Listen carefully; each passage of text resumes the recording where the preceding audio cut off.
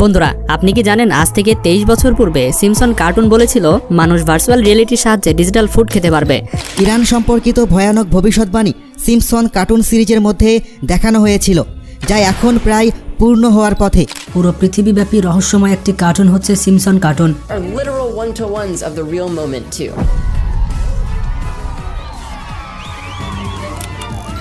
আর 1952 সালে এই কার্টুনে দেখিয়েছিল দুনিয়াতে এমন একটা ডিভাইস তৈরি হবে যেটা সাহায্যে পরিবারের সদস্যরা কথা বলতে পারে না মাসুম এমন বাচ্চাদের ভাষা বুঝতে পারবে। বিশ্বের বিনোদন শিল্পের মধ্যে যদি সবচেয়ে অদ্ভুত এবং অন্যান্য শোগুলোর কথা বলা হয়, তবে সিম্পসনের নাম প্রথমে আসে।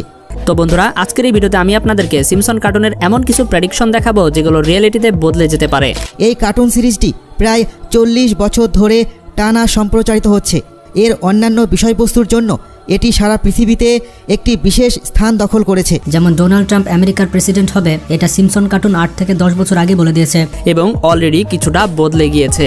তাহলে আর কথা না বাড়িয়ে চলুন মজার ভিডিওটি শুরু করা যাক। 2016 সালের মার্কিন প্রেসিডেন্ট নির্বাচনে ডোনাল্ড ট্রাম্প জয়ী হওয়ার পর বিশ্বজুড়ে আলোচনায় আসে সিম্পসনস কার্টুনটি, কারণ নির্বাচনের অনেক বছর আগেই এই সিরিজটির একটি পর্বে ট্রাম্পকে প্রেসিডেন্ট হিসেবে দেখানো হয়েছিল। কিন্তু সিম্পসন কার্টুন 2025-এ কি এমন প্রেডিকশন করেছে যেগুলো সত্যি হতে চলেছে? সিম্পসনের সবচেয়ে বড় বৈশিষ্ট্য হলো এর চমকপ্রদ ভবিষ্যৎবাণীগুলো, যা অনেক বছর আগে এই কার্টুনে দেখানো হয়েছিল এবং আজকের দিনে সত্য প্রমাণিত হয়েছে।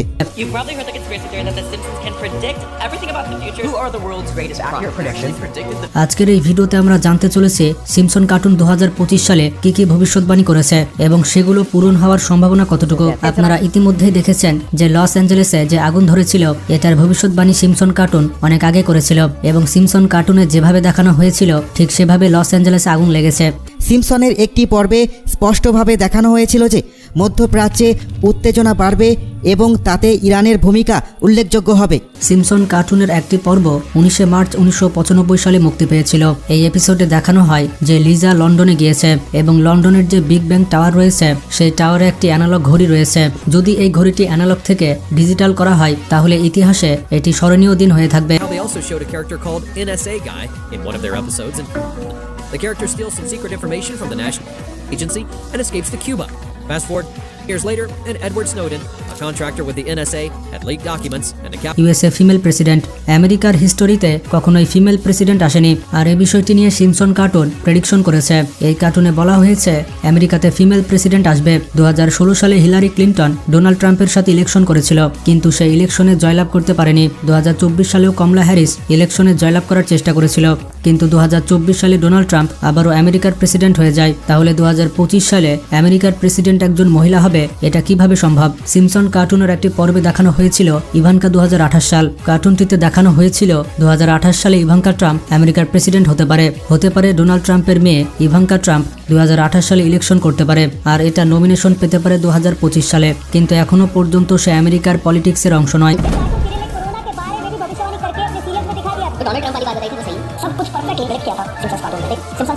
আর আপনাদের উদ্দেশ্যে বলে দিই, পৃথিবীর সবথেকে ধনী ব্যক্তি ইলন মাস্ক, যাকে আমরা চিনি টেসলা, স্পেসএক্স আর স্টারলিংকের মতো কোম্পানির জন্য তার আরও একটি কোম্পানি রয়েছে যার নাম হচ্ছে নিউরোলিঙ্ক। আর এই কোম্পানি গত কিছু বছর ধরে এমন একটি ডিভাইস বানানোর চেষ্টা করছে যেটা মানুষের ব্রেনকে কম্পিউটারের সাথে কানেক্ট করবে। এখনো পর্যন্ত এটির কাজ প্যারালাইসিস, অ্যালজাইমার্স এবং এপিলেপসির মতো অসুখকে কন্ট্রোল করার জন্য ব্যবহার করা হচ্ছে। 2025 সালে এই ডিভাইসের প্রোটোটাইপ মানুষের সামনে আনার চেষ্টা করা হচ্ছে। 23 ফেব্রুয়ারি 2020 সালে সিম্পসন কার্টুনের একটি পর্ব রিলিজ হয়েছিল। এই পর্বে দেখানো হয়েছিল প্রফেসর ফ্রিঙ্ক তার নিজের ক্রিপ্টো কয়েন বানিয়েছে, যার নাম রাখা হয়েছিল ফ্রিঙ্ক কয়েন। এরপর সে স্প্রিংফিল্ডের সবথেকে ধনী ব্যক্তি হয়ে যায়, আর এটি ছিল ওই কার্টুনের একটি শহর। এই পর্বে দেখানো হয়েছিল যে ক্রিপ্টোকারেন্সির মাধ্যমে মানুষ হঠাৎ করে ধনী হয়ে যেতে পারে এবং ডিজিটাল অ্যাসেট তৈরি করতে পারে। ভবিষ্যতে মানুষ ক্রিপ্টোকারেন্সি ব্যবহার করবে। ক্রিপ্টোকারেন্সি এক্সপার্টদের মতে 2025 সালে সেই বছর হতে পারে যে বছরে নর্মাল কারেন্সির সাথে ক্রিপ্টোকারেন্সি এক্সচেঞ্জ করা হবে। আর সম্প্রতি একটি রিপোর্টে বলা হয়েছে ডোনাল্ড ট্রাম্প আমেরিকাকে পুরো পৃথিবীর ক্রিপ্টো ক্যাপিটাল বানাবে। United States will be the crypto capital of the planet and the Bitcoin superpower of the world, and we'll get it done. এর পরের প্রেডিকশন হচ্ছে নিউক্লিয়ার ফিউশন। সিম্পসন কার্টুন এটি prediction করেছে যে 2025 সালে এটি হতে চলেছে। 1996 সালের একটি পর্বে দেখানো হয়েছে নিউক্লিয়ার ফিউশন এনার্জি সম্পর্কে। এই ফিউশন এনার্জি অনেক বেশি শক্তিশালী। এই এনার্জি গ্রিনহাউস গ্যাস তৈরি করে না এবং কম ফিউলে অনেক বেশি এনার্জি প্রডিউস করে এবং এটি রেডিও অ্যাক্টিভ ওয়েস্টও তেমন তেমন ছাড়ে না। 2 বছর আগে ক্যালিফোর্নিয়ার একটি ল্যাব নিউক্লিয়ার ফিউশন সফলভাবে করে দেখিয়েছিল, আর 1996 সালে এটির ইশারা দেখিয়েছিল সিম্পসন কার্টুন। 1995 সালের একটি পর্বে দেখানো হয়েছিল লিজা হলোগ্রাফিক ভিডিও কলের ব্যবহার করেছিল। এখানে দেখানো হয়েছিল ফোনের বিপরীত পার্শ্বে যে ছিল সেই ব্যক্তি 3D মডেল আকারে বের হয়েছিল। মেটা এবং মাইক্রোসফটের মতো কোম্পানি 3D ভিডিও কলে প্রথম থেকেই কাজ করছে, আর হতে পারে 2025 সালে এই হলোগ্রাফিক ভিডিও কল লঞ্চও হয়ে যেতে পারে। আজ থেকে 30 বছর আগে সিম্পসন কার্টুন এইরকম ভিডিও কল তো মজার ছলে দেখিয়েছিল। সিম্পসনের আরেকটি বড় ভবিষ্যৎবাণী ছিল যে ইরান সামরিক শক্তি হিসেবে প্রতিষ্ঠিত হবে। সিম্পসনের ভবিষ্যৎবাণী অনুযায়ী ইরান তার প্রযুক্তিগত উন্নতি করবে এবং এই অঞ্চলে একটি শক্তিশালী সামরিক শক্তি হিসেবে আবির্ভূত হবে। আজ আমরা দেখতে পাচ্ছি ইরান উন্নত মিসাইল সিস্টেম, ড্রোন এবং সাইবার হামলার ক্ষমতা অর্জন করেছে, যা তাকে এই অঞ্চলে আরও শক্তিশালী অবস্থানে নিয়ে যাচ্ছে। এর রাজনৈতিক কৌশলগত পদক্ষেপও যুক্ত হয়েছে, যা সিম্পসন বহু বছর আগেই ভবিষ্যৎবাণী করেছিল। এখন আমরা আলোচনা করব সেই ভবিষ্যৎবাণীর কথা যা সিম্পসন ইরান সম্পর্কে করেছিল। সিম্পসনের একটি পর্বে দেখানো হয়েছিল যে ইরান একটি সেনা তৈরি করবে যা সারা বিশ্বে শাসন করবে। এটি কোনো সাধারণ কল্পকাহিনী বা কার্টুনের গল্প নয়, বরং যদি আমরা বর্তমান বৈশ্বিক পরিস্থিতি বিবেচনা করি তাহলে এটি হয়তো তেমনই কিছু লুকানো বার্তা বহন করে। ইরান যা একসময় শুধুমাত্র মধ্যপ্রাচ্যের একটি বড় শক্তি হিসেবে বিবেচিত হতো, এখন বৈশ্বিক শক্তিতে পরিণত হওয়ার পথে অগ্রসর হচ্ছে। ইরানের সামরিক ক্ষমতা এতটাই বৃদ্ধি পাচ্ছে যে এটি শুধু আঞ্চলিক পর্যায়েই নয়, বৈশ্বিক পর্যায়েও প্রভাব বিস্তার করতে পারে। এছাড়াও ইরান চীন এবং রাশিয়ার সাথে কৌশলগত মিত্রতা গড়ে তুলেছে।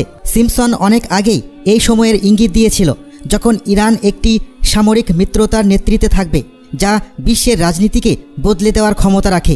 এই ভবিষ্যৎবাণীতে ইরানের সেনাবাহিনী বিশ্বজুড়ে বিভিন্ন অঞ্চলে তার উপস্থিতি শক্তিশালী করবে এবং ভবিষ্যতে বৈশ্বিক কর্মকাণ্ডে গুরুত্বপূর্ণ ভূমিকা পালন করবে। এটি কি কখনো বাস্তবে রূপ নেবে? এই প্রশ্ন এখনও উন্মুক্ত রয়েছে। তবে ইরানের সামরিক এবং রাজনৈতিক শক্তি দেখলে বলা মুশকিল নয় যে সিম্পসনের এই ভবিষ্যৎবাণীও হয়তো বাস্তব হতে খুব বেশি দূরে নেই। বন্ধুরা, ভার্চুয়াল রিয়েলিটি সম্পর্কে হয়তো আপনাদের অনেক ধারণা আছে। এটার সাহায্যে আমরা এমন সব জায়গায় পৌঁছে যাই যেখানে কোনো কিছুই বাস্তব নয়, তারপরও আমরা সেখানে যাবার মতো একটা বাস্তব অনুভূতি পাই।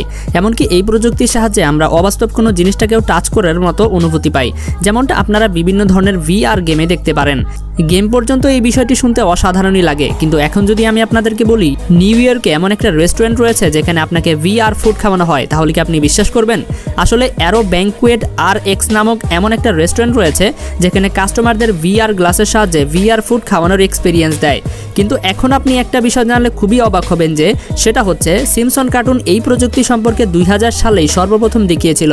19 মার্চ 2000 সালের সিম্পসন কার্টুনের সিজন 11-এর এপিসোড 17-তে রিলিজ হয়েছিল, যেটার নাম বার টু দ্য ফিউচার ছিল, যেখানে দেখানো হয়েছিল সিম্পসন VR গ্লাসের মধ্যে একটা স্ট্র লাগানো ছিল, আর সেই ওই গ্লাস পরিধান করে স্ট্রয়ের মাধ্যমে ভার্চুয়াল ফুড খাচ্ছিল।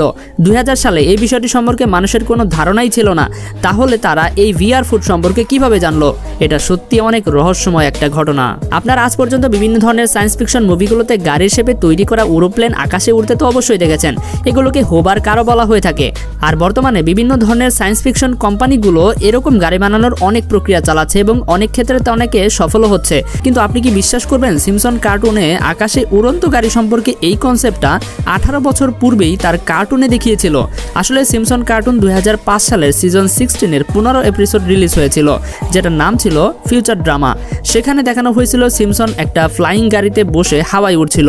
এটা এমনভাবে ফ্লাই করছিল যেমনটা বর্তমান সময়ে হোবার কার এবং হোবার টেকনোলজিতে বানানো ফ্লাইং কারগুলোতে দেখা যায়। ওই সময় এমন কনসেপ্ট তারা কিভাবে পেল, যেটা আজও একটা রহস্যময় হিসেবে রয়ে গেছে। আপনারা হয়তো জানেন বর্তমানে অনেক বিজ্ঞানীরা মার্স গ্রহে বিভিন্ন ধরনের গবেষণা চালাচ্ছে। মার্স প্ল্যানেটটি এমনভাবে তৈরি আছে যেখানে মানুষ চাইলে তার নতুন বসতি তৈরি করতে পারে। এমনকি বর্তমান বিশ্বের সবচেয়ে ধনী ব্যক্তি মার্চের নতুন একটা নিয়মকানুন তৈরি করার চেষ্টা চালাচ্ছে।